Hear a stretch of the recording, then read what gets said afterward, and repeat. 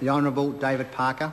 Thank you, Mr Speaker. First of all, could I congratulate the Minister on reading out the right speech. I was somewhat amused to learn that in respect of the last bill, the wrong speech was read out. In fact, one that's already on the Hansard record.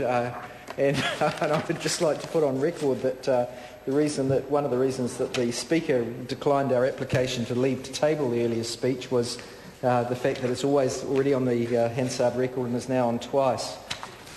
This bill is a relatively simple bill. The Governor-General bill is supported by the opposition.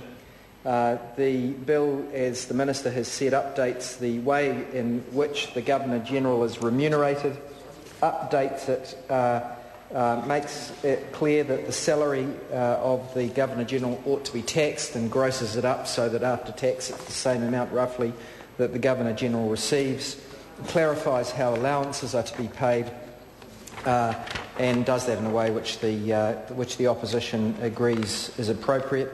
I think it's already been put on record in earlier stages of this debate that the old legislation was so antiquated that it referred to the fact that the Governor-General upon appointment, who way back then was sometimes appointed from, or often appointed from the United Kingdom, had a right to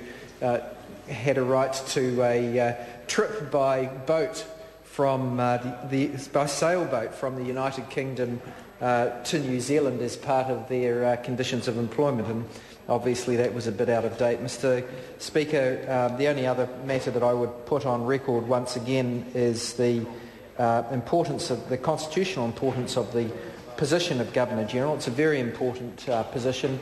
Governor-General stands as the Queen's representative in New Zealand. The Queen is the head of state for New Zealand, and her representative in New Zealand is the Governor-General. The Governor-General holds very important constitutional position, both in the day-to-day administration of justice, but also in respect of various reserve powers and prerogative powers that sit with the Governor-General. Well, it might not be important to Mr Heatley, but Mr Heatley doesn't understand these issues very well. No respect